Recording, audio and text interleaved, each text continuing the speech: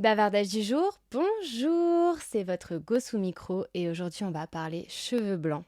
Et oui, parce que votre Go est brune, elle a 31 ans et en fait ça fait depuis quelques mois que je vois des cheveux blancs arriver sur mon crâne. Ils arrivent en équipe type, deux par deux. Euh, et en fait j'en viens à un raisonnement de me dire... Merde, est-ce que j'assume ou est-ce que je vais finir par me colorer les cheveux. Et en fait, je ressens une forme de lutte en moi, à la fois une lutte contre les injonctions qu'on subit en tant que femme en me disant ouais, j'assume mes cheveux blancs et j'emmerde entre guillemets les standards de beauté. Et en même temps, une lutte entre moi et moi sur assumer le temps qui passe et honorer et apprécier voir son corps se transformer au fil du temps. En vrai, je me souviens la première fois que j'ai vu un cheveu blanc sur ma tête, je devais avoir, je sais pas, la vingtaine et quelques. Et j'ai grave paniqué en mode ça y est, on y est, j'ai une date de péremption, je vais devenir vieille et moche parce que le cheveu blanc est assimilé aux vieilles sorcières toutes pourries. Et j'ai pas envie de devenir une vieille sorcière toute pourrie. Et puis, depuis quelques temps, là, bon, bah voilà, j'ai de plus en plus de cheveux blancs et puis j'ai grandi, j'ai appris beaucoup de choses, je me suis renseignée sur la chasse aux sorcières notamment. Et en fait, j'ai compris que ce stigmate de la sorcière et de la femme vieille avec des cheveux blancs et un nez crochu, c'était que une image. Et qu'en fait, en tant que femme, quand on assume notre vieillissement, entre grosses guillemets, et qu'on assume notre corps qui change, et ben en fait, on est carrément en lutte dans cette société. Parce que, parce que tout simplement, on s'assume et qu'on sait que, en fait, qu'on ait les cheveux blancs, bruns, blonds, roux ou que sais-je, en fait, on est belle. Et on est belle tout le temps. Et je trouve même qu'on est de plus en plus belle quand on prend de la maturité et de la sagesse. Et en fait, je suis vraiment dans cette lutte-là de me dire, bah, non, j'ai pas envie de camoufler mes cheveux blancs, j'ai envie de les assumer parce que c'est un privilège de voir mon corps changer, c'est un privilège de me voir prendre de l'âge, c'est un privilège de voir la sagesse s'imprégner de mon corps, c'est un privilège si à 60 ans, on voit sur mon visage que j'ai rigolé beaucoup parce que j'ai des petites rides dans le coin des yeux. En fait, tout ça, c'est vraiment, ouais, quel privilège, quoi. Et en fait, quand je me suis renseignée sur la chasse aux sorcières, j'ai compris énormément de choses et je recommande d'ailleurs à toutes les femmes qui m'écoutent de lire Le complexe de la sorcière d'Isabelle Sorante et de se renseigner sur cette période parce que ça permet de comprendre énormément de choses, de comprendre les injonctions, de comprendre aussi le mécanisme qu'on a, nous les femmes, de tout le temps se comparer aux autres et surtout de critiquer un peu les autres femmes qui sont autour de nous et aussi d'avoir peur voilà, de s'assumer pleinement, de porter sa voix. Enfin bref, il y a plein d'injonctions qui découlent de cette période de l'histoire qui est tragique, dramatique et terrifiante.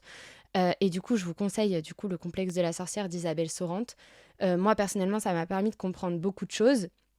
Et d'en venir à ce point-là de réflexion où je me dis, mais j'ai tellement envie ouais, de m'assumer et d'assumer le vieillissement de mon corps et de l'honorer. Et en fait, quoi de plus beau que la confiance en soi? Quoi de plus beau que, ouais, se porter fièrement finalement et s'assumer pleinement? Et en vrai, je comprends qu'il y ait des femmes qui succombent à la médecine esthétique, à la coloration, au fait de vouloir voilà, paraître jeune le plus longtemps possible parce qu'on a tellement une pression en tant que femme sur notre apparence que forcément, voilà, on a envie de trouver... Enfin, on a des moyens aujourd'hui qui nous permettent de rester jeune, mais je pense qu'il faut se questionner sur le pourquoi ce besoin... Pourquoi on a tant besoin de vouloir rester jeune? Est-ce que même c'est pas un peu chelou? Moi, parfois, je me dis, mais c'est ouf que, genre, je me sois fait plus draguer à... Enfin, attention. Que je me sois plus fait harceler dans la rue à 15 ans que à 31 ans. En fait, aujourd'hui, personne dans la rue me fait chier.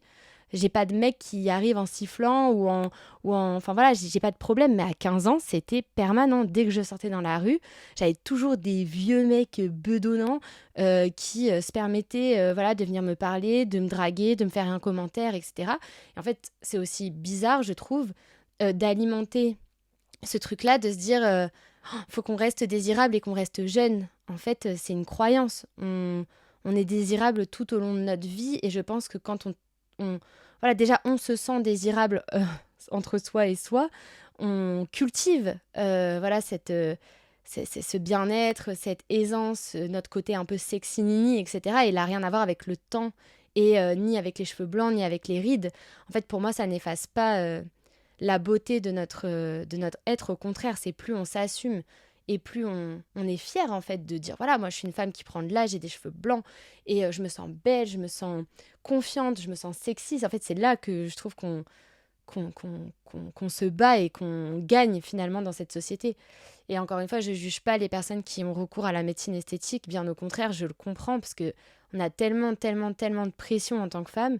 Et je trouve ça terrible de passer son existence à, à se regarder et à se trouver des défauts, à avoir des complexes, à essayer de camoufler des complexes, alors qu'en fait, bah non, enfin, genre, soyons fiers de qui nous sommes et aimons notre corps, honorons-le, parce que c'est vraiment voilà, notre temple finalement.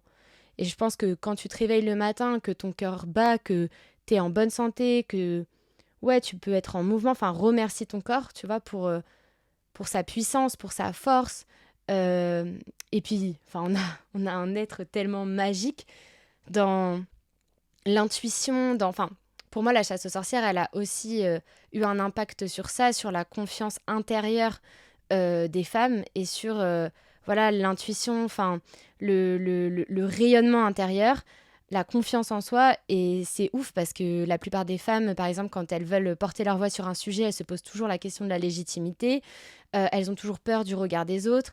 Elles sont tout le temps en comparaison, voilà, enfin je dis elles, nous sommes tout le temps en comparaison les unes aux autres. Et en fait pour moi c'est des réflexes qui découlent clairement de la chasse aux sorcières parce que on a torturé et brûlé des femmes parce que justement c'était des guérisseuses, parce qu'elles étaient marginales, parce qu'elles aidaient les autres femmes, parce qu'elles se servaient par exemple de l'herbologie pour soigner, et surtout on brûlait les femmes parce qu'elles étaient, elles avaient les cheveux blancs, qu'elles étaient sages, qu'elles avaient de la connaissance et qu'en fait elles représentaient un danger, leur savoir représentait un danger. Et parfois, elles étaient accusées à tort parce qu'elles-mêmes avaient accusé, je sais pas, des hommes de violence.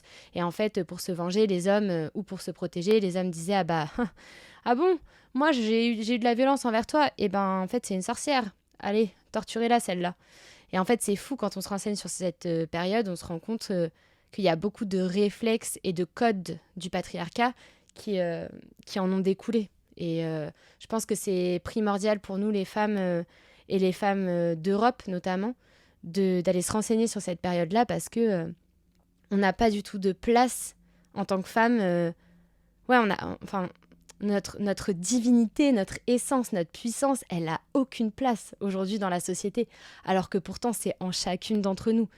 Et c'est même dans les hommes, hein, c'est la même chose. On a tous une puissance, une essence, quelque chose en nous de magique qu'il faut juste réveiller. Et en fait, quand on réveille cette partie de nous, on comprend qu'on est victime de beaucoup ouais, de dommages collatéraux de cette période et du patriarcat et de la société et de tout ça. Et que voilà pourquoi, moi, porter mes cheveux blancs, bah, c'est ma forme de lutte, en fait. Dire non, je résiste, je ne veux pas succomber aux injonctions de beauté.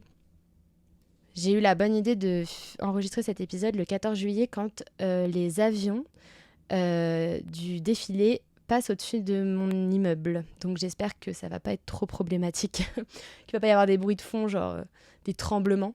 Et je pense que je ferai un épisode dédié vraiment sur la chasse aux sorcières et tout ce que j'ai appris et tout ce que j'ai compris en me renseignant sur cette période, parce que c'est fou, quoi. Enfin, je me dis, j'ignorais vraiment à quel point ça avait été tragique. Et pour moi, quand on me parlait de chasse aux sorcières, ado ou enfant, j'imaginais vraiment... Enfin ouais, je sais pas, on chasse les vieilles dames qui chevauchent un balai, quoi. Bah, parce que j'avais pas d'autre image. Pour moi, la sorcière, c'est vraiment la sorcière dans Blanche-Neige, la vieille peau avec le nez crochu, son gros poil sur le menton, qui est méchante. En fait, quand on regarde l'image de la sorcière, c'est tout le temps les femmes avec les cheveux blancs, moches, vilaines. Et si on compare par exemple aux fées, la fée, elle est juvénile, elle est blonde, elle a une longue robe blanche, une aura dorée autour d'elle, elle est douce, elle est gentille. Alors que la sorcière, elle rigole fort, elle a un rire strident, elle est méchante, elle a des doigts moches, crochus. Et c'est fou. Et en fait, on assimile voilà, les cheveux blancs à cette image-là de la sorcière vilaine. Alors qu'en fait, aujourd'hui, moi, je perçois la sorcière comme comme une femme qui a une connaissance, une sagesse, une stabilité, un rayonnement, une confiance en elle et qui prend soin de ses sœurs, qui prend soin des siens, qui, ouais, qui a une aura de... C'est même pas une aura dorée, c'est une aura... Ah, je sais pas, elle est stable de fou, quoi. Et j'ai plus du tout cette idée de sorcière égale la femme vieille et moche qui chevauche son balai, quoi. Du coup, voilà un peu mes réflexions autour du cheveu blanc, d'accepter de voir son corps vieillir et de comprendre aussi pourquoi on est tout le temps en pression sur les signes de vieillesse de notre corps. Et je pense que c'est bien de remettre ça en question. C'est comme, enfin voilà, tous les produits qu'on achète, tout le make-up qu'on achète, etc. Euh, on est tout le temps constamment sur notre apparence et sur l'idée de paraître plus jeune, plus jeune, plus jeune, plus jeune. Et en fait, je me dis, c'est dommage parce que quand j'avais 20 ans, j'étais déjà dans cette logique-là de paraître plus jeune, alors que c'était il y a 10 ans et que je paraissais plus jeune que maintenant. Enfin, voilà. Je me dis, on n'est jamais fier de qui on est tout de suite maintenant. On est toujours dans la quête du mieux, du plus beau, du plus jeune, du plus... Alors que non, venez, on s'assume, quoi. Vous êtes toutes trop belles. Et vieillir est un privilège, prendre de l'âge est un privilège. Assumons, assumons nos rides, assumons nos cheveux blancs, assumons notre sagesse qui se montre sur notre visage, qui se montre dans nos cheveux. Voilà, tout simplement. Assumons ces petites rides qui montrent qu'on a rigolé, qu'on a souri, qu'on a eu des émotions parce qu'on n'est pas des robots et que, ouais, on a des émotions qui nous traversent, qui nous marquent, qui s'imprègnent. Notre corps, c'est notre véhicule pour traverser cette vie. Et prenons-en soin, vraiment. Et prendre soin de soi, c'est pas camoufler les signes de vieillesse, bien au contraire. Mais c'est honorer ces signes-là de vieillesse. Voilà.